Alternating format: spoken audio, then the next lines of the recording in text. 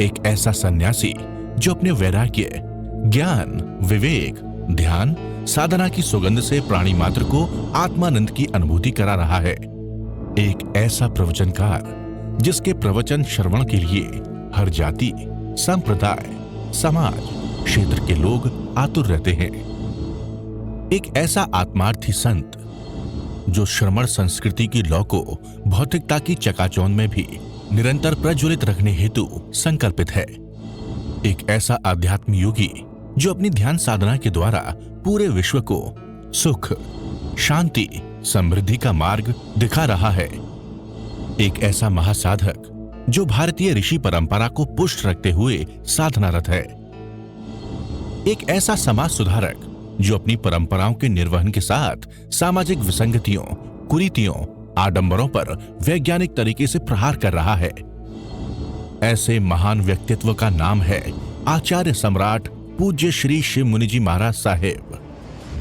पंजाब के मलोट मंडी में 18 सितंबर 1942 को ननिहाल रानिया ग्राम में मातुश्री विद्या देवी की पवित्र कुक्षी से जन्मे व पिता श्री चिरंजी लाल जैन के संरक्षण में पले 30 वर्ष की आयु में राष्ट्र संत श्रमण संघीय सलाहकार श्री ज्ञान मुनि जी महाराज साहेब के हाथों से संन्यास ग्रहण करने वाले इस सन्यासी को 9 जून 1999 को अहमदनगर में आचार्य पद से नवाजा गया। आप श्रमण संघ में दीक्षित एक सर्वश्रेष्ठ ध्यानी, योगी, साधक, साधु रत्न हैं।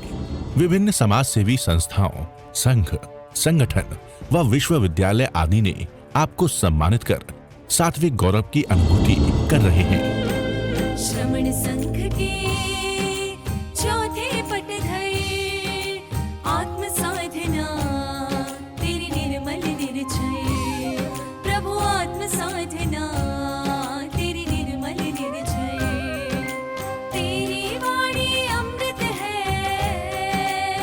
हो तेरी वाणी अमृत है, तू परमात्म पर छाई। शिव मैं देखूं साई, मैं तो शिव मैं देखूं साई, शिव मैं देखूं साई। परदेशी राजा अपने पूर्व जन्म में बाजी पर बाजी हारता रहा। हत्या, अत्याचार, क्रूरता, बहुत नास्तिक था परदेशी राजा।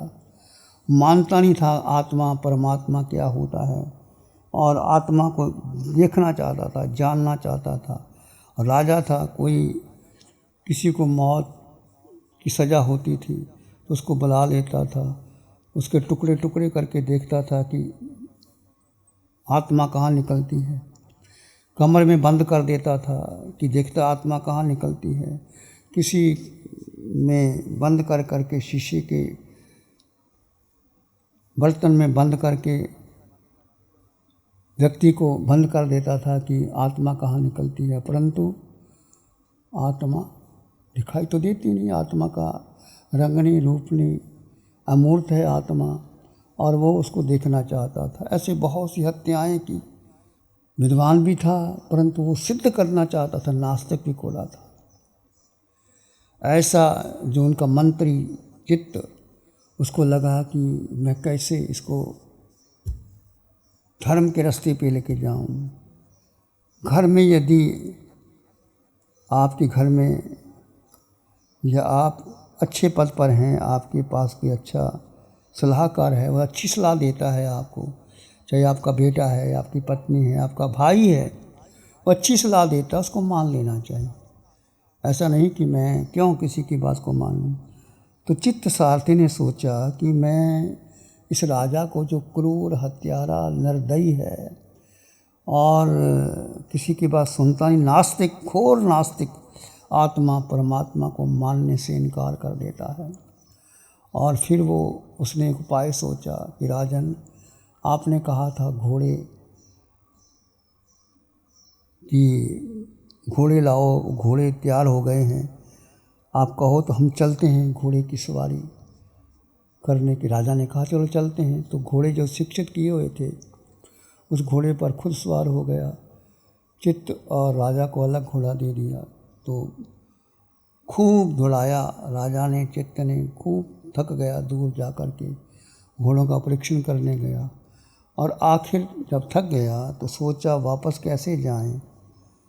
तो वहाँ चित्त सारथी ने सोचा कि वहाँ केशी कुमार श्रमण विराजमान थे, 4 ज्ञान के धर्ता थे, और वहाँ उन्होंने सोचा कि राजा यहाँ आ जाए और इसका उपदेश मिल जाए तो ये नास्तिक से आस्तिक बन सकता है।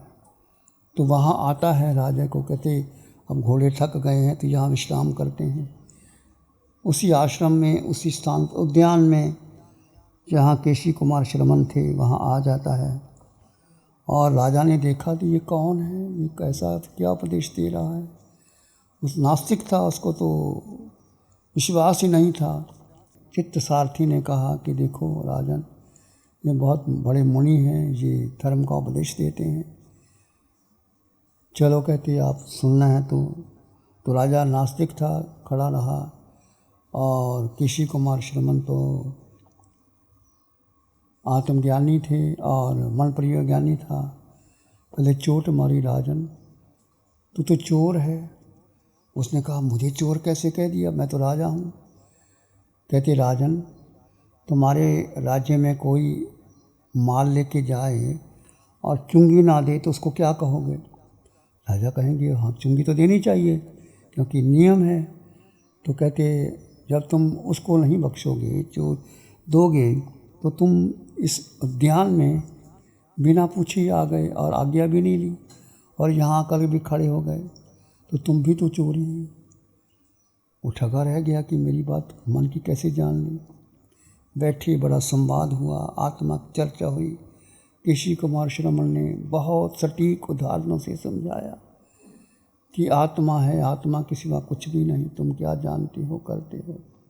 बड़ा लंबा संवाद चलता है और केशी कुमार श्रमण ने उसको आस्तिक बना लिया, संत जैसा जीवन बना लिया।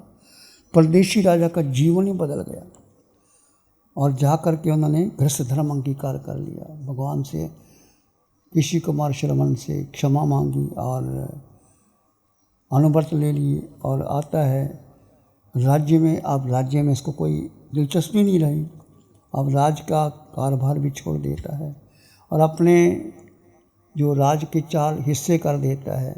एक हिस्सा राज्य के लिए, एक हिस्सा आप महलों के लिए, एक हिस्सा रोगियों के लिए, एक हिस्सा सुरक्षित रखा, 4 हिस्से कोष की कर देता है। और राज्य कोई दिलचस्पी नहीं रहती राज्य में। उसकी पत्नी सूर्यकांता पहले बहुत चाहती थी, उसके साथ उन्होंने बहुत मनोरंजन के भोग भोगे, परंतु अब राजा परदेशी तो उसको कुछ चाहता ही नहीं, कोई बात ही नहीं करता। रानी ने सोचा कि अब रानी उसके साथ संसारिक संबंध बनाने की कोशिश करती है, परंतु राजा परदेशी को कोई दिलचस्प दिखाता ही नहीं, इंटरेस्ट रखता ही नहीं। रानी ने सोचा अब ये मेरे काम का नहीं रहा।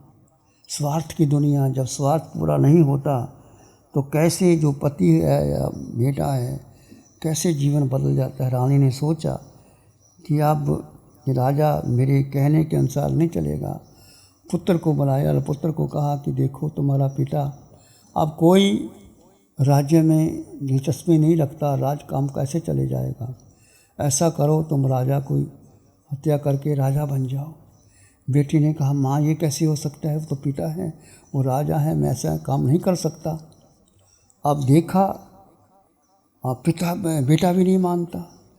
अब उसने सोचा कि मेरी बात बाहर ना निकल जाए। अब सोचती है कैसे उपाय करूं, कैसे मैं अपना पाप को छुपाऊं। अब राजा परदेशी पौषध किए बैठे हैं। पौषध करने के बाद पारने का समय आया।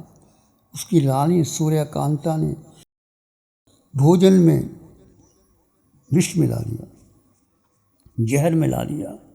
स्नान करने में पानी में जहर मिला दिया। राजा परदेशी ने जब भोजन ग्रहण करने का अवसर आया तो सोचा ये तो विष मिश्रित आहार है, पर उसने कुछ भी नहीं कहा अपनी पत्नी को। इतना धार्मिक हो गया, जो नास्तिक, कट्टर, क्रूर और वही राजा सात्विक बन गया, धार्मिक बन गया, और कुछ ना कह करके वही आहार उन्होंने ग्रहण किया। आहार तो जहर मिला हुआ था उसके अंदर, अब वो विष फैल गया चारों ओर, और अंतिम राजा ने सलेखना ली, संथारा कर लिया, और किसी को दोष नहीं दिया कि मेरा कोई उदय कर्म है, किसी को दोष ना दे करके संथारा करके क्षमा याचना करके देवलोक में गया, और भगवान की सम्मुखशरण में आकर के वो नाटक दिखाता है और सब बताता है।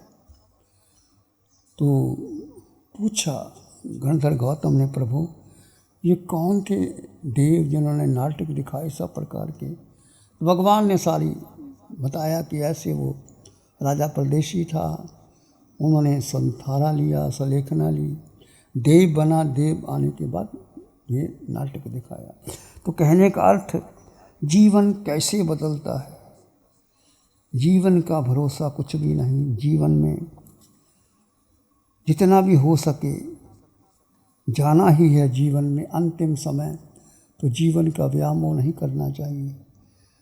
क्या पता ये धन, ये पद, ये प्रतिष्ठा, ये जीवन कब तक है, और अपने अंतिम में भाव रखना चाहिए कि मैं अंतिम सलेखना अंगीकार करूं। सलेखना महावीर ने कहा सलेखना अपश्चिम है, अंतिम है, इसके बाद और कोई व्रत नहीं। 12 व्रतों की साधना इस व्रत से पूर्व हो जाती है। जब सलेखना ली जाती है फिर कोई व्रत नहीं रहता। ऐसा मरण पुण्यवान लोगों को एक ही बार होता है, इसको पंडित मरण कहा जाता है। तो सलेखने का अधिकारी कौन हो? झूठ सलेखना अपश्चिम मारंती सलेखना जूसना अराना।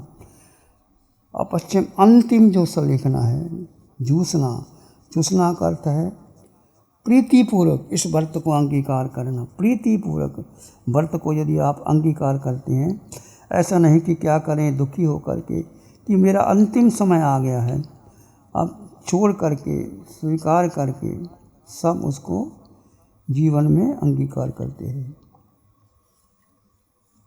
सलेखना का भावार्थ यही है कि अरिहंत परमात्मा अपच्छम मारंती सलेखना अरहाना झूसना, उसका जो सार यही है कि जब अंतिम समय आ जाए तो अरिहंत परमात्मा सिमंदर स्वामी भगवान के चरणों में प्रार्थना करे कि आत्मा का स्वरूप अनहारक है, मैंने शरीर के आश्रित सचित अचित मिश्र आहार किया, कराया अनुमोदन।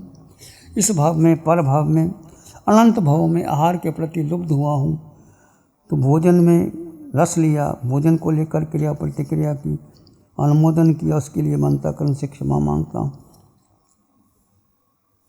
शरीर में रहते हुए अकेंद्रीय से पचेंद्रिय तक की हिंसा की, कराई, अनुमोदन किया।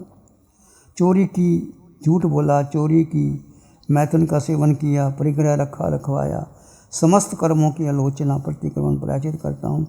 शरीर के द्वारा मैंने क्रियाओं का सेवन किया, क्रोध मान माया लोभ स्वयं किया, कराया, अनुमोदन किया, उसके लिए मैं प्रतिक्रमण प्रायश्चित करता हूँ। प्रभु मैंने अपने मुख से पर पीड़ाकारी वचन बोले हों, उसके लिए मैं आलोचना प्रतिक्रमण प्रायश्चित करता हूँ। आज दिवस भर में 84 लाख जीवा योनियों में किसी जीव को उठते बैठते हिलते चलते दुख दिया हो, उसकी हिंसा की हो, आलोचना प्रतिक्रमण प्रायश्चित करता हूँ। सभी कर्म मेरे देह ने किए, मेरा स्वभाव केवल ज्ञाता दृष्टा है, संपूर्ण दिवस में मैं स्वभाव में विभाव में गया हूँ, आलोचना प्रतिक्रमण प्रायश्चित करता हूँ। दिन भर में कहीं पर भी मेरा भेद विज्ञान छूटा हो, आलोचना प्रतिक्रमण प्रायश्चित करता हूँ। प्रभु मैंने किसी की निंदा की, कराई, अनुमोदन किया, नींद में, प्रमाद में, स्वप्न में, 108 दोषों में कहीं कर्म बंधन हुआ तो अंतःकरण से आलोचना प्रतिक्रमण प्रायश्चित करता हूँ। अंत में जो जो भी पाप कर्म किया उसकी अंतम से आलोचना करके यदि आपके जीवन में सलेखना आ जाती है, समाधि मरण आ जाता है, तो आपके बहुत भाव कम हो जाते हैं, प्रतिसंसारी हो जाते हो, और शीघ्र ही कोई 3 भाव, कोई 5 भाव, 7 भाव, अधिक से अधिक 15 भाव में मोक्ष चला जाता है। तो जीवन में साधना को महत्व दो, शरीर और आत्मा का भेद विज्ञान कीजिए। शरीर नश्वर है, आत्मा अजर अमर अविनाशी सत्य चित्त आनंद है। जीव का जीव में स्थित रह करके जीव में ही सुख ढूंढिए, आत्मा के 8 गुणों का चिंतन मनन कीजिए। यही सलेखना जो अंतिम समय की अमृत वृत्ति है। साधक की जीवन भर की साधना की परीक्षा मृत्यु के समय में होती है। और यहाँ संस के जाते हो तो सब आराधक बन जाते, जो रोते चिल्लाते जाते तो विराधक हो जाता है। इस प्रकार अपने जीवन में सलेखना का भाव रखना।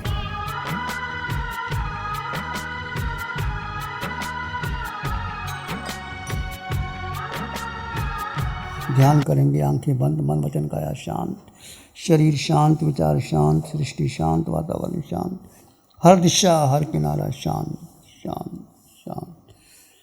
सिर के सिरे से पांव के अंगूठे तक अपने भीतर शुद्ध चेतना का एहसास कीजिए।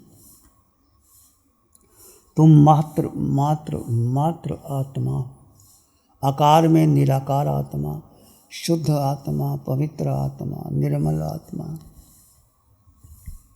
अष्ट गुणों से युक्त आत्मा,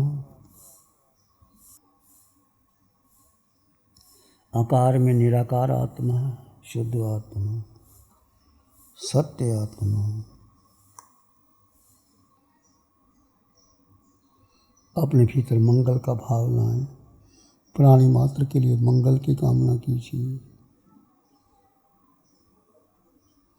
नमन करें हम धर्म को, धर्म बड़ा बलवान।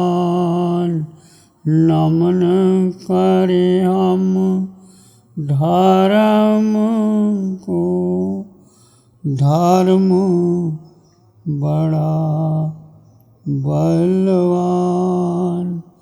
धर्म सदा रक्षा करे, धर्म करे कल्याण।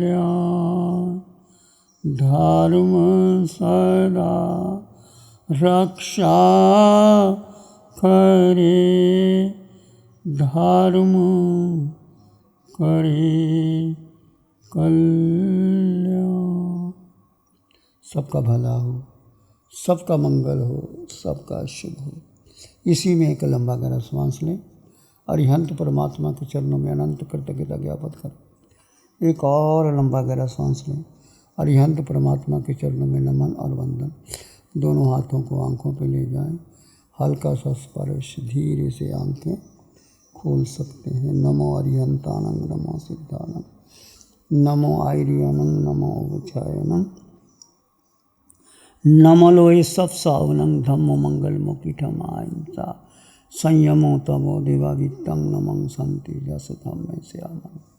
श्री चत्तारी मंगलम, अरहंता मंगलम, सिद्धा मंगलम, साहु मंगलम, केवली पनत्तो धम्मो मंगलम।